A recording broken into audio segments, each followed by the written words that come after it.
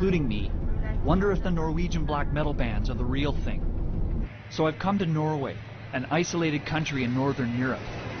87% of Norway's population belongs to the Lutheran state church.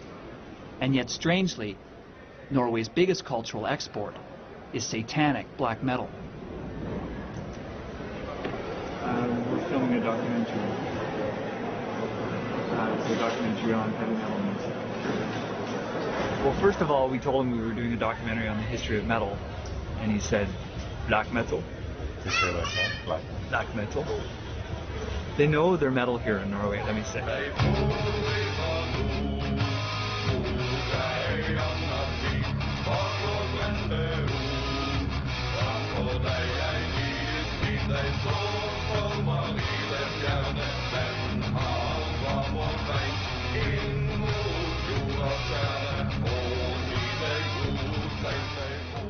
Like thrash, black metal evolved from punk and the new wave of British heavy metal, with additional theatrical elements borrowed from shock rock. Its sound is raw, yet it is also epic and atmospheric, like punk rock meets Wagner dressed as Alice Cooper.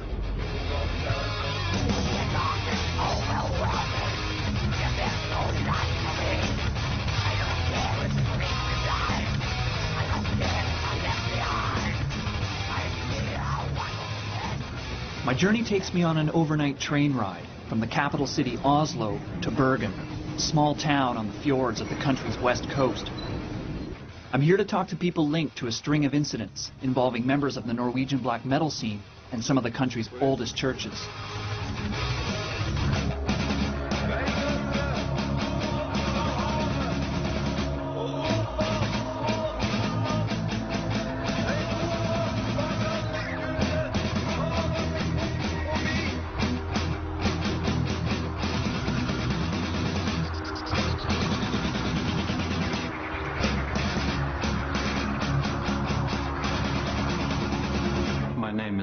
Rasmussen. I'm an assistant minister of this church, Åsane Church in Bergen, Norway.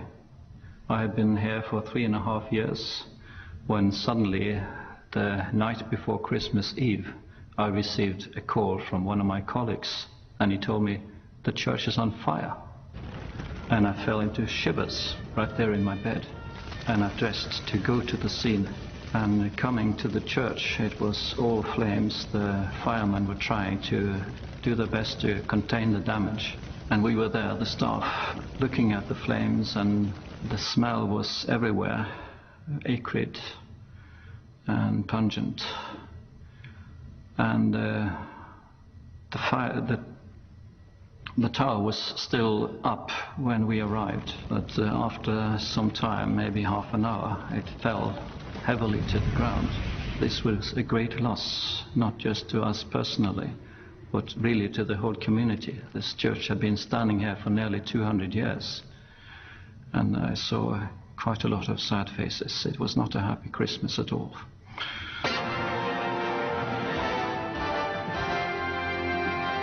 I satanistmiljøet I Oslo det nå frykt for nye drap etter drapet på den 25 år gamle. Varg Vikernes, the most notorious metal musician of all time, was implicated in a series of arsons that destroyed some of Norway's most treasured historic churches in the early 90s.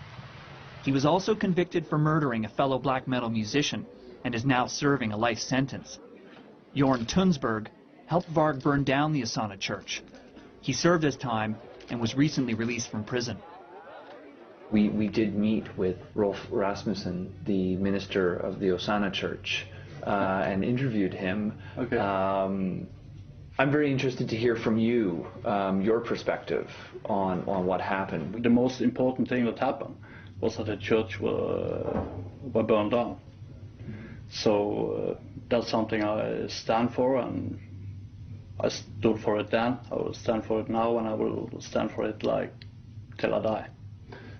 Why is it important to you that you stand behind your actions? Yeah, it's kind of a statement to break down Christianity.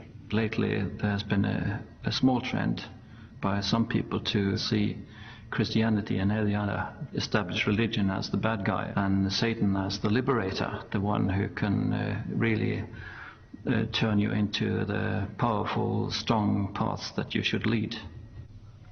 What is the primary ideology or primary ideas that fuel Gorgoroth's music?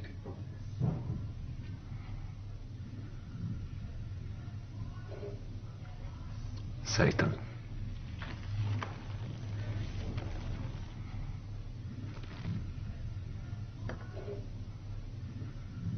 What does Satan embody, or what does he represent? Freedom. I think whether we like it or not, black metal in Norway is known for a string of events that happened in the early 1990s around a series of arsons. I'm interested to know your thoughts on the actions of those events, the motivations behind those events, whether you agree with them, whether you disagree. Church burnings and all these things are, of course, a thing that I support 100%, and it should have been done much more and will be done much more in the future. We have to remove every trace from what Christianity and the Semitic roots have to offer this world. Satanism is freedom for the individual to grow and to become the Superman. Every man who's born to be king becomes king. Every man who's born to be a slave doesn't know Satan. It's in effect an elitist's religion. It's only for the best, for the strongest, for the most successful. It's not for the timid or the weak. And so by that virtue alone, it won't have a large following. What can you say? Words of a Christian man, so I don't care what he will ever say, you know. I know for a fact that they have lost a lot of followers, so we have been giving them a fist in the face. How do you feel about what happened to the church? Well, in a way, I think that Christianity in Norway deserved it, you know. In the beginning, it was, you know, it was not something the Norwegians choose. It was forced upon them, so you can say that, you know, that's 1,000 years ago, but, you know, but I wasn't sad, but I wasn't really happy either, but I mean, in a historical point of view, Christianity deserved, you know.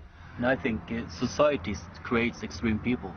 It's like with, you know, a free democracy usually deserves its leaders, and it's also, I would say it usually also deserves its outsiders. If every metal band wants to be more extreme than those that came before, then burning churches certainly took things to a new level. But these actions say less about metal's theatrics than they do about Norwegian cultural sensibilities. Resentment towards Christianity in Norway stretches back 1,000 years to their Viking ancestors.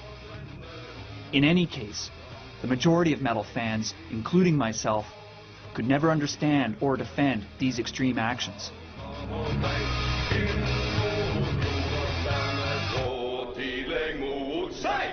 I love going to Norway and Denmark because I love picking up the black metal magazines. It's so Spinal Tap because each band is trying to be more wicked and evil than the other band, you know. And it's, I can't turn the page without, you know, look at this one. You know, here's these guys in there. You know, and you know these guys when you meet them in the mall, they're, hello, Mr. Cooper, how are you? Nice to meet you. My mother's right over there. Could she have your autograph? And I said, I thought you guys were like Satans or something, you know. It's like, well, yeah, we are, but, you know. Very rarely do you meet